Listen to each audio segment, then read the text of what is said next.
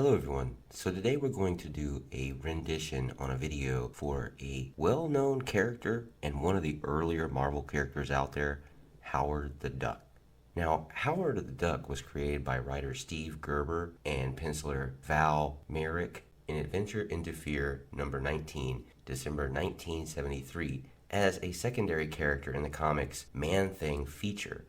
He graduated on his own backup feature, The Giant-Size Man-Thing number 4 and 5. Confronting such bizarre horror parody characters as Garko the Man-Frog and Bessie the Hell Cow before acquiring his own comic book title with Howard the Duck number 1 in 1976. At one point, supporting the slogan, "Get Down America," the All-Night Party was a fictional political party that appeared in Gerber's Howard the Duck series during the U.S. presidential campaign of 1976, and it actually led to Howard the Duck allegedly receiving thousands of write-in votes for the actual election. Eventually, the Walt Disney Company contacted Marvel in 1977 over concerns that the visual design of Howard infringed on their trademark for Donald Duck. Marvel agreed to a redesign of the character by Disney artists. A key feature of the redesign was that the character would wear pants. Now, in Howard's first appearance in comics is when he is abruptly abducted from his home planet by an unseen force and randomly dropped into the Florida Everglades by the demon lord Throg the Neatherspawn. He meets the Man-Thing, who had been attacked by Korik of Catharta, and the three of them are confronted by warriors of the Congress of Realities. He then meets the Enchanter, who then banishes the warriors and transports Howard, Man-Thing, and Korik to his castle, where they're joined by Jennifer Kale. They then travel to the realm of Theria and destroy Thog the Neatherspawn. Howard then accidentally falls off the interdimensional stepping stones that the group were traveling on and materializes somehow in Cleveland, Ohio, where he battles Garko the Man-Frog. Howard is, however, arrested at this time for disturbing the peace and is mistaken for a mutant during a strip search, but is released because the police fear he has mutant abilities. Howard also briefly encounters and kills a vampiric cow named Bessie the Hell Cow. Now, make no mistake, Howard has fought his fair share of villains. However, they all are odd, just like him. Howard eventually makes friends with artist model named Beverly Switzler, and a bizarre series of encounters follow. He battles Pro Rata, the cosmic accountant, and then meets Spider-Man at the end of the battle. He battles Turnip Man and the Kidney Lady, who would become a semi-reoccurring character over the years, and learns the fictional martial art of Quack Fu. Howard then encounters the Winky Man, who is actually the sleepwalking alter ego of Beverly's artist friend, Paul Same, who would become a series regular and later become the pair's roommate. In this time, Howard even briefly becomes a pro wrestler. Eventually, a doctored photo scandal leads him to Canada, where he defeats a supervillain, the Beaver, who caused the scandal in the first place. The Beaver falls to his death in the battle with Howard. Howard then has a nervous breakdown and flees the situation on a bus. Unfortunately, the bus passengers are all believers in various weird cults and try to interest Howard in them.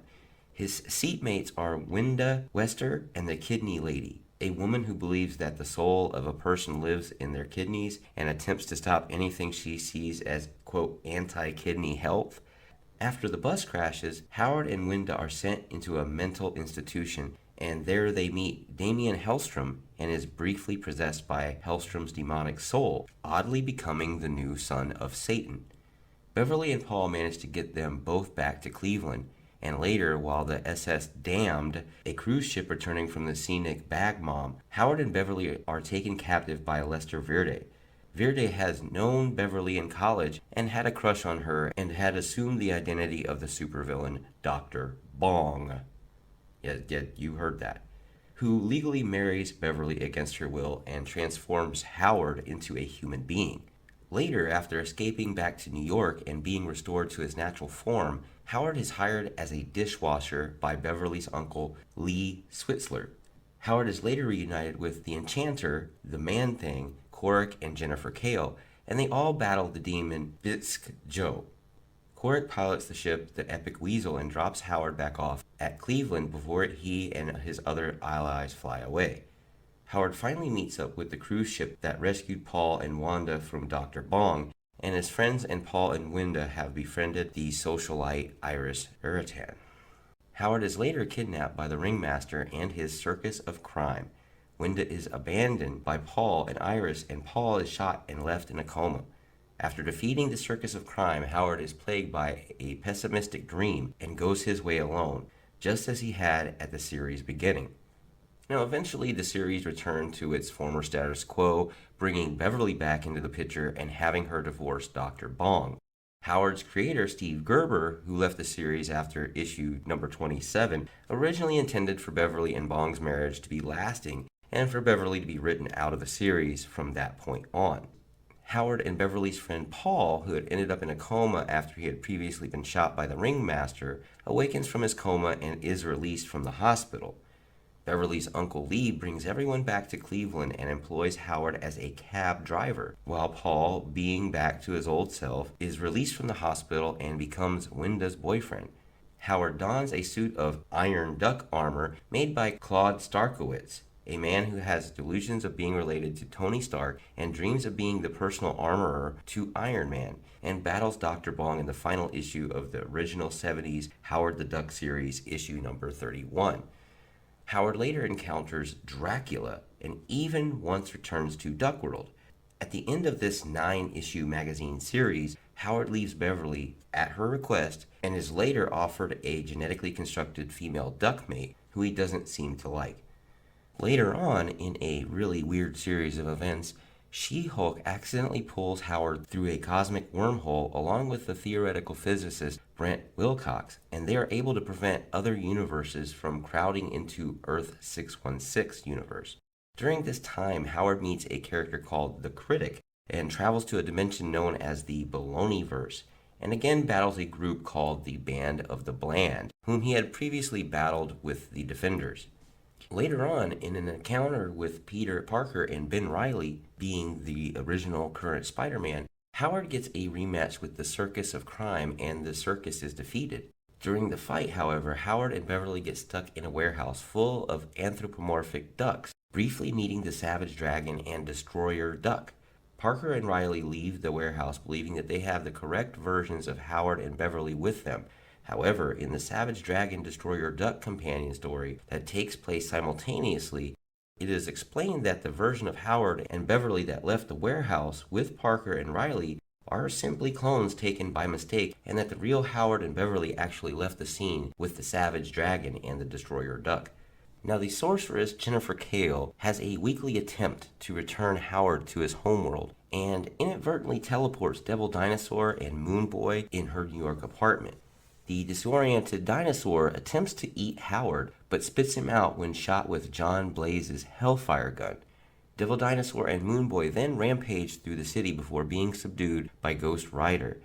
Howard says that he relates to the pair being trapped in a world they never made before wandering off.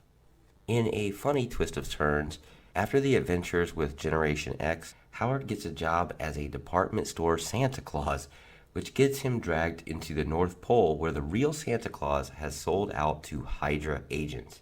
Howard goes through several dimensions, apparently through the power of the Man-Thing, who can now talk but does not understand his new unknown ability, and lands on a version of Duckworld where his parents are essentially Ward and June Cleaver. He has a sister named Princess, and he is regarded as a hero because of his activities on Earth 616, and they were recognized by Duckworld's version of Reed Richards. The original traces of the source of these dimensions to be projections from Franklin's mind. When Franklin understands that he has shaped all of these worlds, the group finds themselves back in the Man-Thing swamp. While Man-Thing becomes a self-appointed guardian to Franklin Richards, Howard goes off on his own and is captured by the cult of Entropy, who wrap him in swaddling clothes. The cult wants Howard because he has the part of the nexus of all realities, which shattered during Heroes Reborn, inside of him. Man-Thing enters Howard's mouth, and Howard vomits him back out with the fragment, but Man-Thing is left dissected and practically dead. Howard then encounters Namor, who thought he had slain Man-Thing, but Howard explains that he would not be lugging his friend's body around if that were the case. Howard sets the Man-Thing down into the water, and the Man-Thing revives during Howard's conversation with Namor. Once he sees that the Man-Thing is alive and well, he bids Namor farewell and says that he will be returning to Cleveland. Later, Howard attempts to register under the Superhero Registration Act during the Superhero Civil War, but however learns his socially disrupted life has also created so many bureaucratic headaches that the government's official policy is that Howard does not exist. This lack of government oversight delights him. Quote, "For the rest of my life, no more parking tickets or taxes or jury duty. Heck, I couldn't even vote if I wanted to." Now, after he defeats the supervillain MoDOT, with a T, mobile organism designed only for talking, scheme to control the public through mass media. Luckily for him, he had Jennifer Walters as an attorney and successfully restored his citizenship, including all relevant responsibilities. And Howard is not much of a pushover. In the Secret Invasion storyline, Howard the Duck is briefly seen as part of the superpowered army gathered to battle invading Skrull forces, armed with a pistol and wearing a Skrull's hand around his neck. He is then later seen kicking a Skrull during interrogations after the invasion. During the Fear Itself storyline, Psycho Man uses Man-Thing's volatile empathy to create him as a weapon, and Howard has to form a team called the Fearsome Four with She-Hulk, Frankenstein's monster, and Nighthawk to stop the Man-Thing as he goes on a rampage in Manhattan. Now, because of his experience with zombie-infested worlds and his leadership of Machine Man, Howard is chosen as the leader of, as he dubs them, the Ducky Dozen. The team is composed of him, several Golden Age heroes as Dum Dum Dugan and Battlestar, who is also a veteran of a zombie incident. Upon entering Earth 12591, the Ducky Dozen fight hordes of zombie Nazis and Asgardians, but suffer grave losses as the team's members are either killed or zombified during the battle. After successfully accomplishing their mission, however, Howard, Duggan, Taxi Taylor, and Battlestar are the only members to survive and return to Earth 616, and Howard hangs out with Dupe to battle the Robo-Barbarians in Dimension ZZZ. They beat the Horde back with nothing but a broken sword, a rubber chicken with nails in it, and a gun that shoots bees. In the original Sin storyline, after the death of Uatu, the Watcher, and the activation of the secrets buried in his eye, Howard discovers that he has the potential to be the most intelligent being on Duck World. Now, on his way back to New York, Howard returns to his business as a private eye, working in the same building as She-Hulk. One of his first new clients is Jonathan Richard, who hires Howard to retrieve a necklace stolen by the Black Cat. With the help of Tara Tam, his new friend and assistant, Howard managed to recover the necklace. However, on his way back to give it to Richards, he finds himself kidnapped by the Collector and allied with the Guardians of the Galaxy to escape the villain, who is attempting to add Howard to his collection of rare space objects and entities. Upon returning to Earth, Howard is robbed by May Parker, Spider-Man's aunt, and later recounts the Ringmaster, who is revealed to have brainwashed the elderly into committing robberies. After recovering the necklace for a third time, Howard is approached by Richards in the middle of his fight against the Ringmaster, and Richard reveals himself to be Talos the Untamed, who reveals that the necklace was part of a marginally powerful item known as the Abundant Glove. With help from Doctor Strange, Howard and Tara locate the final piece of the Abundant Glove. Howard is able to point out that Tara, who is revealed to possess a shape-shifting power similar to that of the Skrulls, could help them defeat Talos. Tara uses her powers to impersonate Skrull Emperor Kaelert, the Super Skrull, distracting Talos long enough for Howard to snatch the Abundant Glove from his hand. Talos is later apprehended by the Fantastic Four, and everything basically returns back to normal. And as always, with our characters, we discuss the abilities and powers of them. Howard has no real superhuman powers, but he is skilled in the martial art known as Quack Fu, which is enough to defeat or at least hold his own against far larger opponents. He has shown some degree of mystic talent in the past, to the point that Stephen Strange taught some spells to Howard and even offered to train him a little bit. but Howard unfortunately declined. On one occasion, Howard used a suit of superpowered armor known as the Iron Duck armor, designed by Claude Starkowitz. Besides just being a body of armor, the suit was equipped with foot-mounted leaping coils and a chest-mounted searchlight along with flamethrowers in both arms. Howard has an irritable and cynical attitude towards the often bizarre events around him. He feels there is nothing special about him except that he is a duck. And though he has no goals other than seeking comfort and to be left alone, he is often, unfortunately, dragged into dangerous adventures simply because he is visibly unusual. His series tagline, "Trapped in a World He Never Made," played off the genre trappings of the 1950s science fictions. Some of the funniest parts of Howard the Duck is that his antagonists, who usually appear in a single story each, are often parodies of science fiction, fantasy, or horror characters, as well as frequent parodies of political figures or organizations. The chief reoccurring villain, Lester Verde, better known as Dr. Bong, modeled on Dr. Doom and writers Bob Greene and Lester Bangs, and is a former tabloid reporter who has the power to, quote, reorder reality by smashing himself on the bell-shaped helmet on his head. Now, Beverly eventually agreed to marry him to save Howard from Bong's evil experimentation, but the two were divorced shortly thereafter. In one of the weirdest events that they had in Marvel, Howard and Leo Fritz team up with a group of Howards from across the multiverse who collectively call themselves the Legion of Howards. Their ranks include Howard the Duck, a version of Howard who wields the hammer and possesses the power of Thor; Sister Howard the Duck, a female version of Howard who is a nun on her world; Howard the Robo-Duck, a Japanese-style giant mecha piloted by an alternate version of Beverly Switzler. The ever-loving blue-eyed Howard the Duck, as you guessed it, is a version of Howard who possesses the ability and appearance of the Thing. Strange Duck, you know what this one is too, a mystical version of Howard who acts as the world's sorcerer supreme.